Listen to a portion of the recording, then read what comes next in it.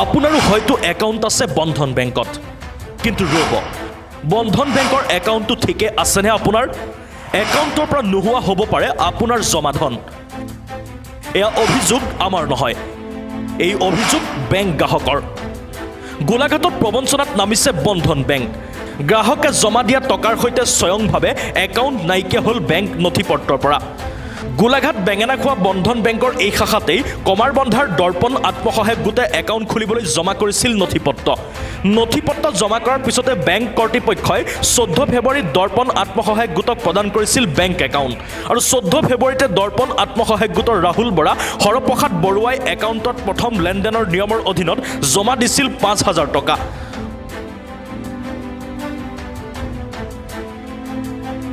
5,000 টকাৰ জমা ৰচিদ গ্ৰাহকক প্ৰদান কৰি আত্মসহায়ক গোটৰ যুটীয়া একাউণ্ট হোৱাৰ হেতু পাছবুক দিয়া নহয় বুলি বেংক কৰ্তৃপক্ষই জনাইছিল যুৱক দুজনক। আৰু জমা ৰচিদ হাতত লৈ যুৱক দুজন ঘূৰি আহিছিল ঘৰলৈ বুলি। পুনৰ বন্ধন বেংকলৈ আত্মসহায়ক গোটৰ 500 টকা একাউণ্টত জমা দিবলৈ আহোঁতেই ধৰা পৰে বেংকৰ বৃহৎ জালিয়াতি। বেংক কৰ্তৃপক্ষই দৰ্পণ আত্মসহায়ক গোটৰ একাউণ্ট এই বেংকত নাই আৰু কোনো ধৰণৰ পইচা জমা হোৱা নাই বুলি কোৱাৰ লগতে বহিৰাজ্যৰ সহ শাখা পৰিচালকগৰাকীয়ে ভাবুকি প্ৰদান কৰিছে। কিন্তু এই আত্মসহায়ক গোটটোৱে ধন জমা কৰাৰ ৰচিদটো আছিল এইটো।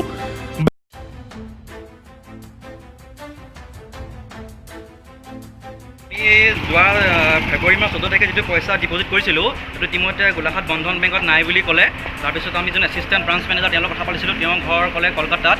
আমি অহাৰ লগে লগে সৰ্বপ্ৰথমে তেওঁক হিন্দীত তেওঁক আমাক ভাবুকি দিছে যে কলকাতাৰ পৰা এজন মানুহ আহি পেলাই আমাক ভাবুকি দিব পৰা যিটো আমি এটা ভাল ধৰণে সুধিছিলোঁ। কিন্তু এতিয়া বেংক মেনেজাৰে কৈছে আমি আপোনালোকক অতি সোনকালে এইটো এটা চল্ভ দিম, কিন্তু তেওঁলোকে চল্ভটো লিখিতভাৱে দিয়া নাই। তেওঁলোকে আমাৰ যিটো একাউণ্টটো তেওঁলোকৰ ভুলৰ কাৰণে আমাৰ একাউণ্ট অপেনিং নহ'ল আৰু 5,000 টকাটো আছেনে নাই এতিয়ালৈকে তেওঁলোকে স্পষ্ট ক'ব পৰা নাই। গতিকে ইয়াৰ সম্পূৰ্ণ আমাৰ যিটো আমাৰ ক্ষতি হ'ল তেওঁলোকৰ ভুলৰ কাৰণে, গোলাঘাট বন্ধন বেংকৰ কাৰণে যিটো আমাৰ ক্ষতি হ'ল, যিটো আমি কাৰণতে একাউণ্টটো অপেনিং কৰিছিলোঁ, একাউণ্ট অপেনিং নোহোৱাৰ কাৰণে তেওঁলোকে 5,000 টকাটো ঘূৰাই দিম নে নাই এতিয়ালৈকে আমাৰ সম্পূৰ্ণ 100% কথা আমাক ক'ব পৰা নাই। কিন্তু তেওঁ আমি কৈছোঁ আপুনি আমাক লিখিত দি দিয়ক যে আমি কিমান তাৰিখৰ পিছত বিষয়টো সমাধান কৰিব পাৰিব। বেংকত একাউণ্ট নোহোৱাকৈ কেনেকৈ পইচা জমা হ'ল আৰু বেংক কৰ্তৃপক্ষই কেনেদৰে চিলমোহৰ মাৰি পইচা জমাৰ ৰচিদ প্ৰদান কৰিলে বেংকৰ শাখা পৰিচালকক জবাবদিহি কৰাত প্ৰথম অৱস্থাত পইচা জমা হোৱা নাই, তদন্তৰ সময় লাগিব, অজুহাত দেখুওৱা বেংক পৰিচালকে অৱশেষত পইচাৰ তদন্ত কৰি পইচা ঘূৰাই দিয়াৰ লিখিত প্ৰতিশ্ৰুতি দিছে।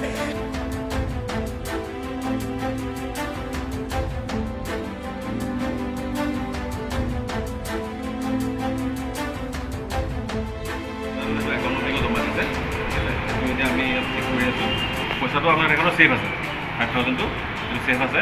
যদি তেখেতক ঘূৰাই লাগে যদি ঘূৰাই পাব। যদি আপোনালোকৰ যদি একাউণ্টটো যদি খুলিব লাগে কিবা এটা চাগে ডকুমেণ্টৰ কিবা আমাৰ ইণ্টাৰনেট কিবা ইছ্যু এটা হৈ আছে, সেইটো কাৰণে একাউণ্টটো খুলি পোৱা নাই। সেইটো আমি চেক কৰি পেলাই 5,000 নহয় 5,000 টকা যিহেতু 5,000 নহয় 1 টকা 2 টকা হ'লেও কাষ্টমাৰ ঘূৰাই পাব। 1 টকা 2 টকা যদি জমা থাকে সেইটো ভুলটো কাৰ বুলি কয় মই জানো। এতিয়া আমাৰ ক'ৰবাত আমাৰ কোনোবা এটা প্ৰব্লেম এটা হৈ আছে। প্ৰব্লেমটো কিহত মানে এতিয়া প্ৰব্লেম কি হ'ব পাৰে, টেকনিকেল প্ৰব্লেম হ'ব পাৰে, ডকুমেণ্টছৰ প্ৰব্লেমো হ'ব পাৰে। কিন্তু প্ৰশ্ন হৈছে বন্ধন বেংকৰ এনে জালিয়াতি এয়াই প্ৰথম নে পূৰ্বৰে পৰা কৰি আহিছে সেয়া পৰৱৰ্তী সময়তহে আহিব পোহৰলৈ। আপোনাৰো যদি একাউণ্ট আছে চালি জাৰি চাই লওক নিজৰ একাউণ্টত থকা ধনৰ পৰিমাণ। Golaghat bureau, headlines Dergaon.